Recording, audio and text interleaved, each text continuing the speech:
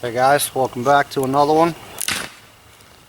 While I was out again messing around, still out here actually, I had someone ask me recently, I believe it was Backwoods Survival is his YouTube name. Pretty sure that's correct. He asked me a question. He said he couldn't find it anywhere. I know other people have talked about this in the past. And more recently, doing some stuff with Jack Mountain Bushcraft, there was a couple students that had the same question. So I'll attempt to answer that right now. And his question was, what is the difference between bushcraft, woodcraft, self-reliance, and survival? And having watched a couple of Morris Kahansky's videos, I haven't watched probably but 2 or 3 anyway, he did a pretty good video on definitions, and if you haven't seen that, I highly recommend checking it out. Morris has a way with words and a thought process unlike any other. So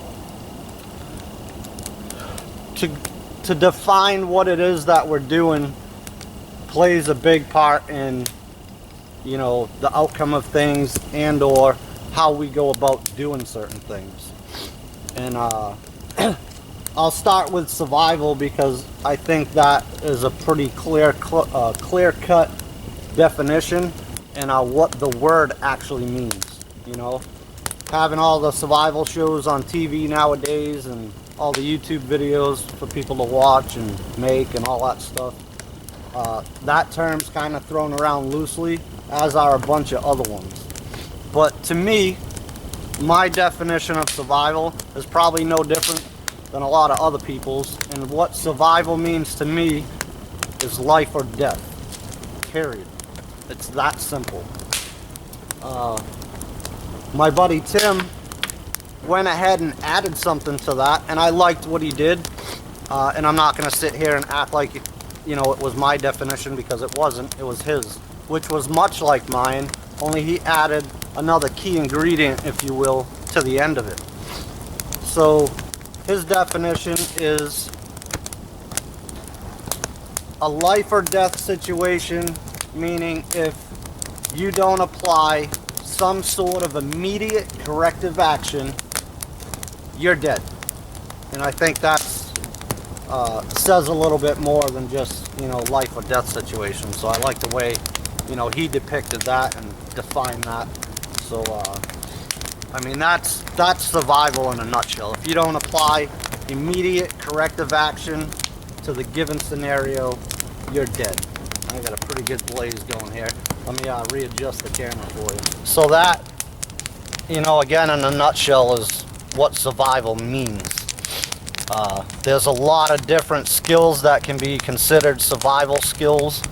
And a lot of these terms and techniques that go with them kind of get into gray areas where they overlap. And you can be doing one and it directly correlates to the next. But there's the definition, in my opinion, of survival. Bushcraft and woodcraft mean exactly the same thing, and the only difference there really is geographic location. You know, woodcraft is a United States term, if you will, where bushcraft is more UK and you know, other countries that use that terminology, but it's the same thing. So bushcraft and woodcraft mean being able to craft, hence woodcraft, bushcraft, being able to craft things off the landscape. So I mean, there's millions of things: pack baskets, willow baskets, grass mats, simple tripods to cook on, all that stuff, carving wood bowls, wood spoons, all that sort of thing is both woodcraft and bushcraft. Self-reliance being the last one, is kind of the, if you military at all, it's like the MET-TC answer. It's like, it covers everything. So self-reliance is just that. It's being able to do things for yourself that enable you to live more comfortably. Be that gardening, homesteading, blacksmithing, doing electrical work, doing plumbing work for yourself, rather than having to depend on somebody else from the outside to do that for you. All those things, in my opinion, is being self-reliant. You're being able to take care of yourself, whether by improvising something or knowing it, like a jack of trades, so to speak. You can do a little bit of everything, and that's, you know, my definition of being self-reliant. So there's bushcraft skills and woodcraft skills that, you know, may come up in a survival situation that you could implement. Other than shelter per se, or making some sort of container, crafting some sort of container to disinfect water. Those would directly affect, you know, certain survival situations. But other than that, you're just crafting things, and maybe you know, it would help you in the longer term, which I would say, again, like a survival situation is not. So again, they kind of overlap.